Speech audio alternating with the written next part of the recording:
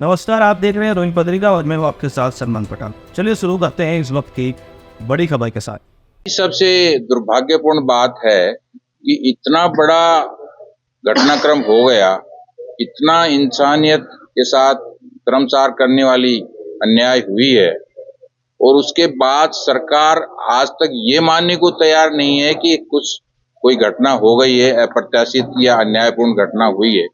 इससे बड़े शर्म की बात क्या हो सकती है। एक तरफ तो हम आजादी का अमृत महोत्सव मना रहे हैं, संविधान का उत्सव मना रहे हैं और संविधान के साथ जब खिलवाड़ हो रहा है इस तरह का और गरीबों के साथ, अल्पसंख्यकों के साथ और आदिवासियों के साथ, कोई भी समाज के साथ अन्याय होता है, वहां हम चुप बैठ जाते हैं। तो फिर मैं समझता हूं कि ये अमृत महोत्सव और संविधान दिवस मनाने का कोई मतलब नहीं है। संविधान क्या, यहाँ संविधान की धज्जियां नहीं उड़ाई गई? और मैं तो हमारे अपोजिशन से भी कहूंगा कि संविधान रक्षा यात्रा घोषणा की है। मैं भी उस सम्मेलन में तालकटोरा में मौजूद था। तो इससे बड़ी संविधान रक्षा यात्रा क्या होगी जब निर्दोष लोगों के हाथ पैर तोड़ दिए, घर जला दिए, सारे तोड़-फोड़ कर दी, पशु जला दिए और उनको न्याय नहीं मिल रहा है और उसके लिए कोई बोल नहीं रहा है, तो कौन सी संविधान रक्षा यात्रा कर रहे हैं? अब तक तो यहाँ चीफ मिनिस्टर का दौरा होना चाहिए था, राहुल गांधी का विजिट होना चाहिए था और उन लोगों के लिए न्याय होना चाहिए था। लेकिन ये जो है घटना हमारे काले अंग्रेजों द्वारा जलियांवाला बाग और जो है मानगढ़ से कम नहीं है। और ये दुख की बात ये है कि वो दोनों घटनाएं की थी अंग्रेजों ने और अभी हमारे ही लोगों ने हमारे नागरिकों पे, निर्दोष नागरिकों पे 2-2 साल के बच्चों के मैंने पट्टियां बंधी मेरी आंखों से देखी हैं। इन लेडीज के मार के, डंडों की मार की लील मैंने खुद ने अपनी आंखों से देखी है। तो इस तरह की घटना होना और फिर सबका चुप बैठना इंसानियत के लिए इससे बड़ी शर्मसार करने वाली कोई बात नहीं हो सकती। हम फिर आप लोगों के माध्यम से, और प्रधानमंत्री जी आ रहे हैं यहाँ, उन तक भी ये बात आपके माध्यम से हम पहुंचाना चाहेंगे कि इस घटना का खुद संज्ञान लें और इसकी निष्पक्ष जांच इंश्योर करें। हमारी एक ही मांग है, हम कोई राजनीति नहीं कर रहे, हम कोई पक्षपात नहीं कर रहे, हम कोई दुर्भावना नहीं रखते, हम सिर्फ न्याय की मांग कर रहे हैं।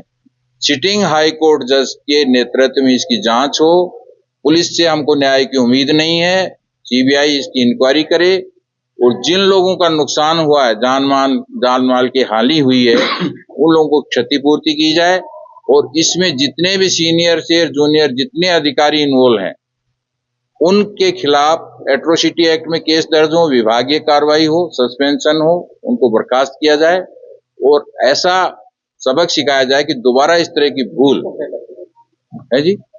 29 तारीख को हमने अभी सर्व समाज के लोग हमारे यहाँ बैठे हुए हैं, हमने सबने मिलकर ये तय किया है और सबने समर्थन अपना जाहिर किया है कि 29 तारीख को सर्व समाज की समरावता न्याय महारैली जयपुर में होगी, जिसमें लाखों लोग शामिल होंगे और सब अपने अपने तरीके से अपने एरिया में कल से ही संलग्न हो जाएंगे और एक बड़ा रैली हम करके और सरकार को ये दिखाना चाहते हैं कि आप जो है, आपका रवैया निर्दयी है, अन्यायपूर्ण है और आप जो है मूक दर्शक बन के बैठे हैं। ये प्रजातंत्र के लिए सही नहीं है और सरकार से लोगों का विश्वास उठ गया है और ज्यादा उठने वाला है। तो अभी भी समय है, सरकार इसमें कार्रवाई करे और जो अन्याय समरावता के निर्दोष लोगों के साथ हुआ है, उनके वाहन जलाए गए हैं, बहन बेटियों के साथ अन्याय हुआ है, उनको क्षतिपूर्ति किया जाए और दोषी अधिकारी, मैं समझता हूँ इसमें सीनियर एडमिनिस्ट्रेशन का काफी रोल है।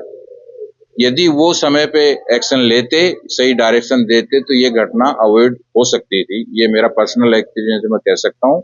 तो उन अधिकारियों को बख्शा नहीं जाना चाहिए। अभी तो एक थानेदार का भी ट्रांसफर नहीं हुआ है, सब आराम से मजे कर रहे हैं और लोग जेल में पड़े हैं, रो रहे हैं, दुखी हो रहे हैं और आप और सब यहाँ परेशान हो रहे हैं।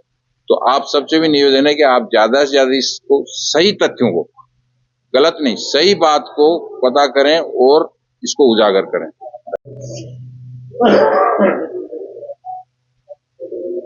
कि अगर समरावता में न्याय और इंसाफ की मांग करने वाले लोगों पर लाठी, गोली, जुल्म और अत्याचार को ये समाज, ये राजनीतिक जगत और मीडिया गलत नहीं मांगता है, तो इतिहास के पन्नों से हटा दो जलियांवाला बाग और मानगढ़ को। अंतर इतना सा है कि वहां विदेशी मुल्क की पुलिस थी या हमारी सरकार की पुलिस थी। वहां भी न्याय और इंसाफ की मांग थी, यहां भी न्याय और इंसाफ की मांग।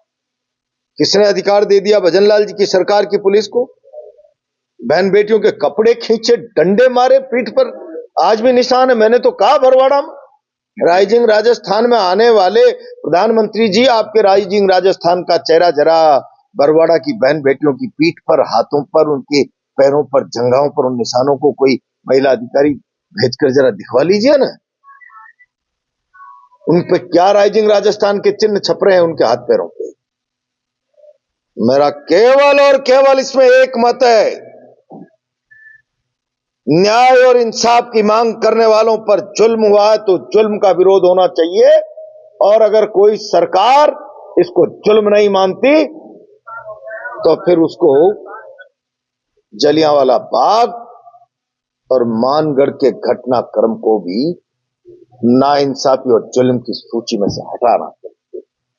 केवल इसलिए कि यहां जुल्म करने वाली आपकी पुलिस है, यहां जुल्म आपके इशारे पर हुआ है, यहां जुल्म से चेहरा आपका काला हुआ है। अपने काले चेहरे को बचाने के लिए अपने प्रशासन की, पुलिस की काली करतूत पर पर्दा डालें।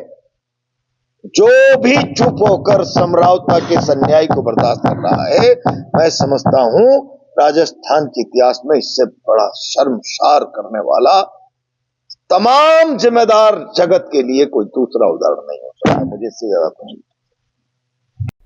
फिलहाल इस खबर में इतना ही। देश और दुनिया की तमाम बड़ी खबरों से अपडेट रहने के लिए देखते रहिए रोहित पत्रिका। धन्यवाद।